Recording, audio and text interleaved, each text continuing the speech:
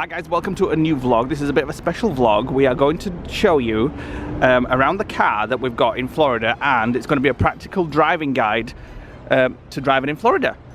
A lot of people have said on our vlogs that they're quite nervous about driving in America. So we're actually going to show you how easy it is actually really driving. It is very easy. Obviously, when you get in your car at the airport, it is a bit daunting, but after 5-10 minutes, it's fine. So, this video is in conjunction with rentalcars.com, who provided us with this lovely car. Nicknamed the Beast. It's a Ford, what is it? Expedition? Expedition. Yeah. Not even sure if they have them in the UK, but over here, they obviously do, and it's humongous. And we always say the bigger the car, the easier it is to drive. It is, because you're higher up. Certainly true about this one. So I'm going to let Nick do most of the talking in this video. Or he always gabs over me anyway. As long as you keep gobshot on that. Yeah. So go for it, go for it, go for it. So we'll give you a bit of a quick little tour around, and we've already done it in our normal vlogs. But as you can see, it's a 4x4. It's taller than me. You want to talk this way? I'm 6 foot tall. Do you want to catch up? I'm 6 foot tall, and it's taller than me. It's basically a 5-door. But there's enough seats inside it for 7 people, and the back seats actually come down. Now obviously the car that you guys get will actually be obviously different. All different, if you don't want that one. If you wanted a cheaper 7-seater, then go for something like a Dodge Caravan, and rentalcars.com do them. That was our original car, but they kindly upgraded this for us. It's basically equivalent to like a Land Rover at home, isn't it? Yeah, so let's get inside, and then Nick will show you around while I get prepared to drive. Right, let's go. Right, so before we actually go into the practical side of it, we'll give you a bit of an internal tour as well. So it's got full instrument deck with radio. It's got, this particular model's got Android Auto, but if you don't actually have Android Auto, you won't know until you get to the airport. You can actually pay for a sat-nav from the car hire company, or you can bring your own and use Google Android Auto on your phone, sorry, Google Maps on your phone. And then stick it to the dashboard or clip it to the vent or something like that. Whatever you use is basically... That's what my dad's using. He's just using his phone. My Uncle Brian is using his phone for the maps and sort of guiding my dad while he's driving around. Because they've got a... what's that car they've got? They've got a Nissan Versa. Yeah, which is the same one that we had in March. So, obviously, the biggest difference is inside is it's left-hand drive. And you drive on the right-hand side over here. The back, you can see there, huge amounts of storage space and seats. For all the shopping that we're going to get? Yeah, for all the shopping. This particular model's got a sunroof, which has got a mast cover on it as well. Can I start the car and a bit of aircon on? Right, go on, I'll let you start it. I'm braking. So all cars in America have aircon, which is, I mean, most cars these days now come with aircon. Right, so as we said, it's a right-hand drive on the roads here, but the instruments and the control column is on the left-hand side. Now, some of you might think, "Wow, that's going to confuse the hell out of me." However, really quickly. However, it's like reverse psychology, because you're on the wrong side of the road externally and the wrong side of the car internally. It's like the confusion counterbalances itself out, so it just feels so natural. Now, one thing I will say is if you are getting a hire car, you will always get an automatic unless you specifically request a stick, a manual. Yeah. We call them sticks over here, don't they? Yeah. You do get used to the left-hand drive, so right-hand. They call it right-hand drive. Right-hand drive on the road, left-hand drive in the car. See, Lee's already confused. But you get used to it so quickly. When you're coming out of the airport. At the first, it's daunting, especially if you've never done it before. If you saw our January vlogs, we'd not driven over here for about 10 years. Yeah. And we were tired. You're coming out of the airport tired, and you get straight onto a highway, and it's like, oh my god.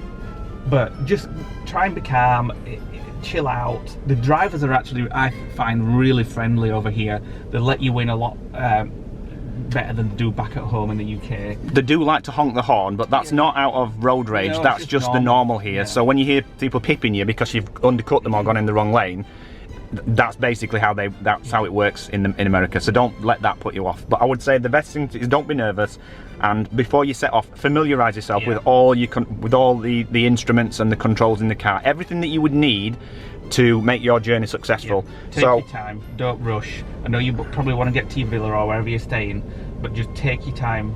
Find out where all the things are, the lights, the window wipers, everything before you go. Right, I did have a list to cover, but Lee's just covered most of it. So, the equipment, things like the handbrake. Now, a lot of the handbrakes in the UK are on a physical hand handle here. Some in America are on a control column, and this particular one is just a button down the left-hand side down there, which basically parks the handbrake, and then it comes up on the instrument display that you've basically put the handbrake on. This is actually the gear stick. This took a while to get used to, actually, because we're not used to a circular gear stick. Now, usually in an automatic, it's a control column that's back and forth, and it's either neutral, drive, reverse, or park. This has got the same things on, as you can see, but it's basically on a dial. Now, I can't turn it because Lee's not got his foot on the brake. So it's in reverse. That brings the camera on when you put it into reverse. If the model that you have supports the camera, as soon as you put it into reverse, it will display. So I'll put it back into park until we go. So the next thing that I would say is also familiarise yourself with what kind of fuel the car takes. Now, 99.9% of all hire cars in the US take gasoline or petrol. Now, the petrol pump colours over here are actually backwards to home, and I can feel everybody thinking, oh my god, I'm already confused. It's not confusing at all. So green is actually diesel and black is actually petrol over here.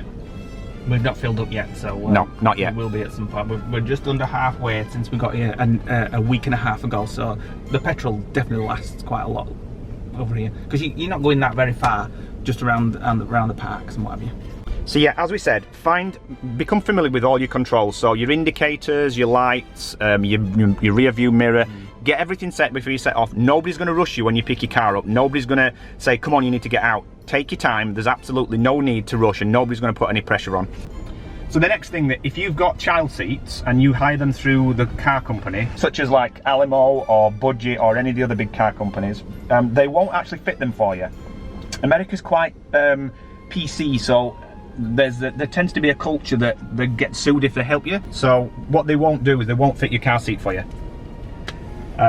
So it would be recommended that you actually logged onto YouTube and had a look at the videos that other people have done on how to fit a child seat. Now, if we had one, we would actually show you a practical example. So before we set off, we'll give you some idea of some of the basic rules when you're driving in the US. So obviously you're on the right hand side of the road and left hand side in the car. If you've got any shopping with you and you've got any alcohol in your shopping at all, it cannot be anywhere inside the cabin anyway. It's got to be in the trunk or the boot. You're not allowed to carry, even if it's a sealed bottle, it's not allowed by law, I believe, inside the cabin of the car. Right, so some of the rules that when you're on the road, which we'll actually show you some practical examples of shortly, is when you approach a traffic light in the US, if it's on red, you can actually turn right on a red light, as long as it's safe to do so, and as long as there's not a sign that countermands that particular rule that says that you can't turn right on a red light. Another rule is if you see traffic lights above a road and they're all flashing orange, it basically signals that there's a fire station nearby and that they have priority should the emergency vehicles need to get out. But usually, as long as it's clear, you can just go through those lights. Another rule is if you see a school bus, which is the big yellow buses, that's parked up and the lights are flashing, no matter if you have got a clear way around that bus, you are not allowed to overtake it. By law, you must stop and wait for the school bus to turn its lights off, which would signal that there's no children crossing or loading, and then at that point you're allowed to drive around it. Even if you're on a multi-lane road where you've got clear access, you're not allowed to overtake a parked school bus with its lights flashing. Overtaking rules in the US are very different to the UK. So you can basically overtake on the left or the right, and people will, and that can be quite daunting when you first get on the road because people will fly from the left and fly from the right and basically undercut you. That's just normal, and you've just got to get used to that. So where possible, use Google Maps, because it will actually tell you, if you've got an active data plan on your mobile, it will actually tell you the traffic around the area and show you basically what's congested and what's not. And quite often, if you use it, it will actually navigate you around the traffic so you have a simple, easier drive. Just out there is a man in his pyjamas walking his two dogs. Back to the car video. Only in America. So, we're actually going to now do a practical driving example, and I'm going to let Lee drive. Yay. And I'm going to film, and I'm just going to do a talk over as to what's happening on the road around, just to give you a bit of an idea of a situational awareness type video. Right, so I'm going to plug in so we get Android Auto on the screen, and we'll start driving. Now, obviously, this will work slightly differently depending on the model of car, so let's go into Android Auto. Navigate to Disney Fantasia Golf. Okay, Disney's Fantasia Gardens miniature golf course. Here we go. Right, so we've set our sat nav to avoid tolls, just to basically save on costs. Now, every time you see a stop sign in the US, and there's a lot more stop signs that you see in the UK, it's legal and it's law that you have to stop just to look around.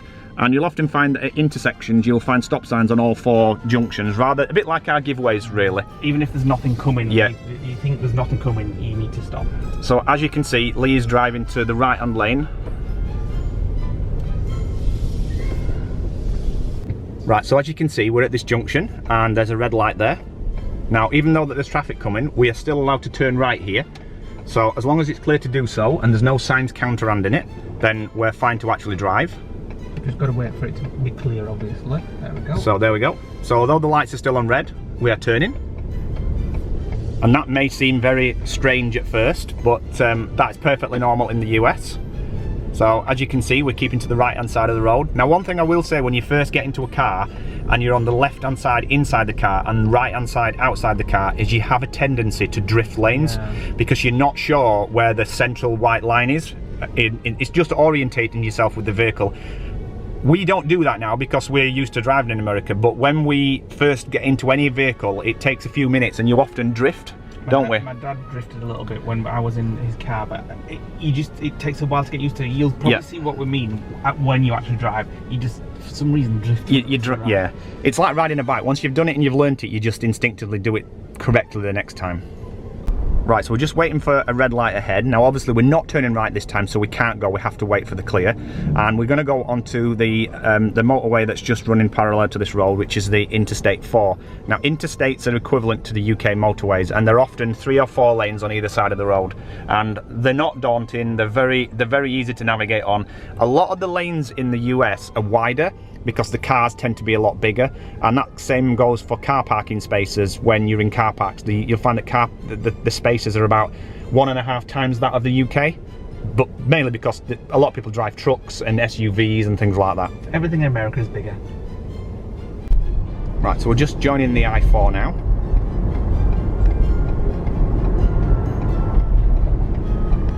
You'll notice that a lot of the road signs are actually printed on the roads.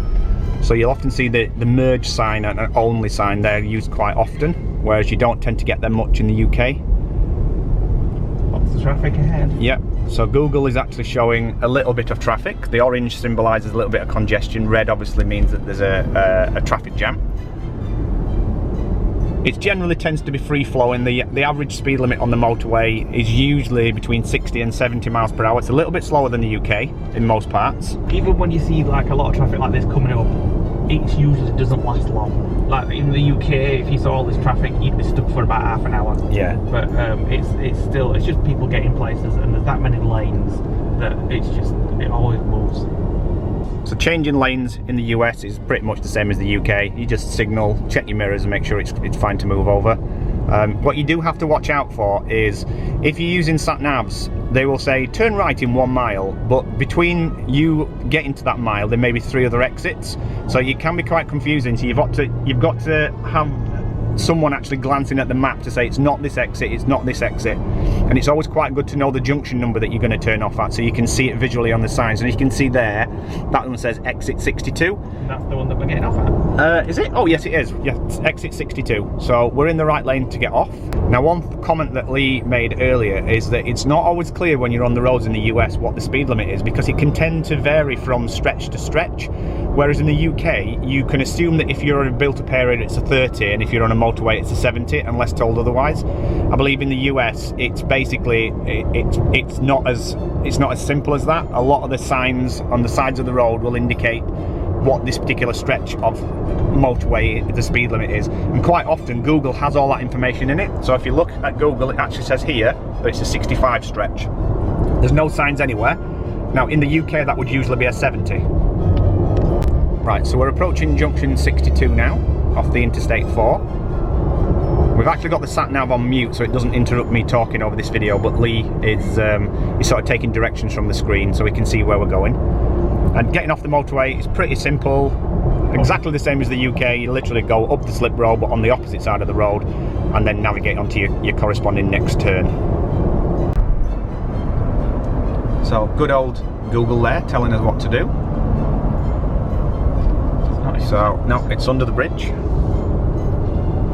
So you've got to be careful because we just almost turned off wrong there. So the sat nav, if we had it on audible, would be telling us that. So following the signs for Disney World, my favourite kind of signs. So around the loop. They don't have roundabouts here, do they, much? They do have some, but the roundabouts here are not very common. A lot of the roads are in blocks, so the roads tend to be crossroads and squares. There are a few roundabouts in places like Lake Buena Vista, a couple in Clearwater, and I believe other states have quite a lot of roundabouts, but here in Florida it tends to be a lot of straight crisscrossing roads. So here we go. I mentioned earlier that you get flashing orange lights, so that basically signals that there is a fire station close by, and obviously if they need to get out they take priority. But flashing amber above the road like that just means you can go through as long as it's safe to do so. So we've actually changed motorways now, so we're actually on a road that runs parallel to the 192, or we're going to cross the 192 ahead. Again, there's no road signs, so we've no idea what the road speed is, but Google is signalling that it's a 45-mile-an-hour zone, so we're basically following that. So we couldn't do a driving video without actually driving into Disney. So as you can see ahead, the famous Walt Disney World sign is on the road ahead. There we go. Walt Disney World, where dreams come true. Now there's multiple entrances into the Disney property area, and each one has got one of those signs, and then there's a very similar one as you leave as well. Now we've actually moved into effectively private property now, so all the road signs, as you can see, have changed colour, but they have all the same meanings as the normal state highway signs and things like that. So when you see a purple road sign with coloured posts, it basically means you're in Disney World property. So we're heading... Quarter of a mile, turn left onto Epcot Resorts Boulevard. Typical Google talking over you. Must be related to Lee. So you can see this lane just suddenly merges into this one, so you've got to be careful of that. And you can see there the speed limit has changed to a 45 on this new road. Gonna go right over here now. Yeah. So sometimes Google will warn you at the last minute, so it's always good to drive a little bit slower, because for some reason she does tend to warn you actually when you need to make your manoeuvre. And as you can see in that particular instance, Lee wasn't in the right lane, so we are going left here. A red light again. You can't turn left on a red, but you can turn right on a red. Yep. And we're just approaching our destination, which is the Disney's Fantasia Miniature Golf. Make a U-turn. Ooh. Got to make a U-turn in half a mile. Yeah, because it's on that side of the road, so you have to go around to come back to it. It's there, look, on the left. Not going left here, am I? No. So we need to be on that side of the road. That's where the crazy golf is, but unfortunately there's no cut through, so you have to go round and back on yourself. But Google is good at saying that, but sometimes she explains it in a way that sounds confusing. Lots of roadworks and things going off here at Disney. Disney are always building something. Right, so we're now going to do what the Americans called a U-turn. Make a U-turn. Which is, as Google pointed out there, is a U-turn.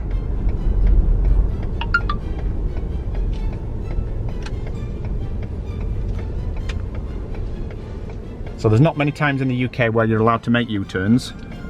It's not a common thing in the UK, but here it's quite common. So you've always got to look in both directions and be mindful that you're on the opposite side of the road when you do so. New speed limit? New speed limit of 35. In 300 yards, you will arrive at your destination. So we're here in 300 yards. And here we go, we're pulling in. Fantasia Gardens, Miniature Golf and Garden Pavilions. Right, so Lee's picked the spot that we're going to park in. As you can see, they're wider than normal spots. And that's it, we're here. A bit of parking there. Oh, it's picking up the bushes in the front, it's got sensors. Right, so that's it. Here we are. It's so easy. I don't know whether it looked easy then or not for you, but I just find it so, it's almost relaxing driving. It's easier driving here than it is at home, because a lot of the rules in the UK, they're a lot more keen and more specific. Yeah. Here it seems to be a little bit more relaxed. I just find it so easy. Because I think it's because the roads are so big, like even if you're in the wrong lane, like I was a couple of times then, everybody just lets you cross and it's just so easy to get back into the right lane. Yeah. And it's just... Everything's on a grander scale, so you've got more space. Yeah. Right guys, hope you liked that video and hope you found it useful. If you did, then please drop us a comment below. If you are new to our channel, please do click that subscribe button and the notification bell to get alerts when we have new videos. We've actually got a series of vlogs that we're filming whilst we're here, so we're going to continue with that daily vlog now, filming our experiences at Disney's Fantasia Miniature Golf. So do check that out on the channel, and see you next time on our next video. Bye!